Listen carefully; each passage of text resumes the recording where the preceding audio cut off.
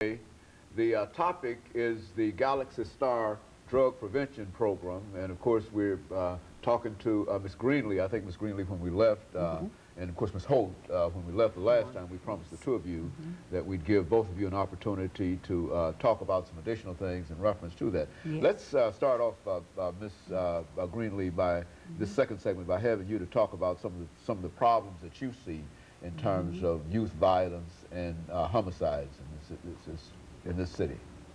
Well, first of all, let me start off by saying it is a true saying that it begins at home.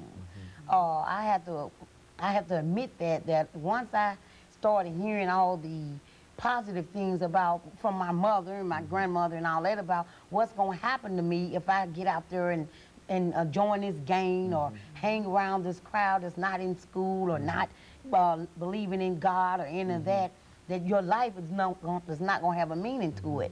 And it was like, oh, mom, oh, grandmom, you know, and this is what we're going on having today. So I'm here to tell you that is a true saying. Because once I got out of my mom's telling me what to do, I was grown at 13.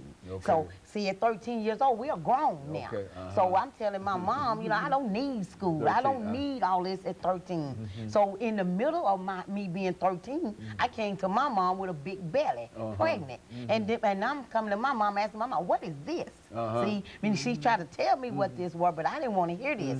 So we got a lot of our young girls out here now that they made up, their hair is long and their nails are long, and they're not remembering the pure little girl that's still in us didn't have a chance to come out. And then when we come back to mom, we either here for an abortion or we're here to hide out for 9 months or we're here to put a disgrace on ourselves, not only our family, but we don't want to hear what's going on. Then after the birth has became of the baby, now you want to go back skating, slumber partying, and picnicking and little girl again. But you can't, because you need diapers, Pampers, bottles, and baby pens and all of that, and it's frustrating. I'm not doing it, you do it. But no, it's just unfortunately, I had a loving, unconditional mother that carried me through this. But what had happened, once I had my baby, it was like, okay, Mama, I'm going down here on the corner, I'll be back. But the baby here crying, but Mama, you get the baby. So I leave and I go and continue the lifestyle that she told me don't do in the first place.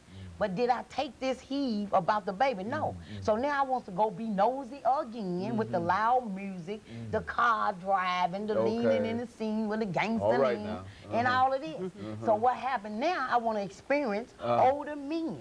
See, because I already sexually active. So I want to see now about the older men. What can y'all do for me other than, you know, help me get back in school and all that? We're not thinking about that no more. So once I got involved with that, it was like, okay, now I done got turned out into the real life fast lane and money. Now drugs hadn't even came yet. I'm getting beat down, I'm getting stabbed, I'm getting bruised all up, but these older men are taking care of me. They bringing me money, they buying me clothes, they buying me all the stuff that's being done today to my little girls. Because this is what's being done to my little girls. And now as I see the picture, and I pray all the time now, look at me. That was me right there. That 13-year-old girl, that's me. All made up and just know I got it going on. And inside I am lost. I am lost. How much time we have? Okay, good. Yeah, well, go on. Yeah. Okay, well, okay. You know, I mean, yeah, and I want everybody to know why y'all see me all hyped up, because I'm hyped up now. I'm hyped up now only just for God. I'm hyped up for my youth also, because I didn't know this stuff until, you know, personally tragedies come to me in my home, to me at my front door. That's why I'm really pumped up with what I'm going on fully with now. And the CEO of Galaxy Star Drug Awareness, he implants this very strongly to all our youth, how important it is to get a grip of what we're doing. And it always that it starts home, but I realize sometimes the home, the parents, they didn't have the education, they didn't have the knowledge, so they didn't know how to tell them. My mom and my dad were lovable parents, but they didn't know what to tell me all the time. They didn't know how to show me because they wasn't showed. But what's happening now, it's time for the community to get together and start helping each other show each other instead of pointing fingers. Well, she's too fast. If she take off that short dress, well, if he all thuggish, pull up your pants and all. These kids don't want to hear all that right now. They want to sit down and hear how much we love them, how much we're willing to do what we have to do to help you guys. I'm not here to point fingers no more. And Mr. Greenlee says his best. I'm not finna tell you what you need to do. I'm finna ask you, man, what can we do for y'all? What can we do with this generation? What can we do to help change y'all from this gun violence and all this murder? And just to sit back and see. When I heard that number 83, I cried because I knew then it was maybe the oldest one was 25, the youngest one 14, and it's like, what are happening to our kids? And I said it earlier, I saw the two guys that had done the Litton apartment murder with the young lady.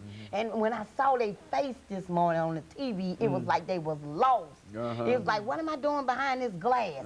They have a clue what they just done. And there's not enough education on how you are going to change your life when you take a life. And more than anything, I want some more answers of how are they getting all these guns this quick? Where are the guns coming from? You know, not only where are the parents finding out where the guns are at, well, how are the parents getting the guns for the kids to get them? You know, we need to answer some more things outside that don't make no sense. I told you he was bad. That boy standing up. We don't need all that no more. We need the community to get together. I don't care if it's in an auditorium. It needs to be in an auditorium because that's how much people we need to fight this thing.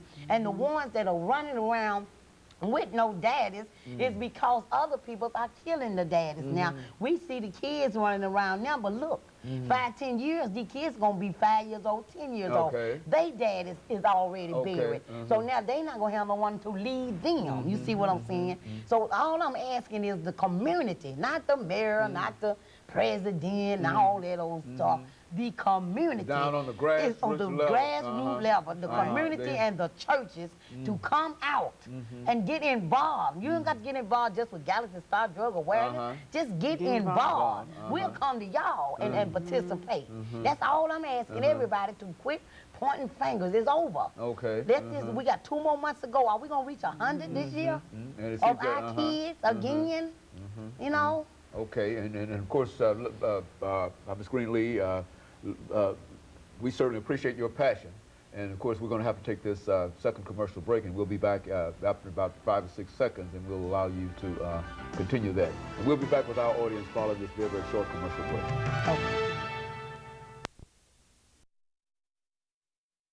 Is youth violence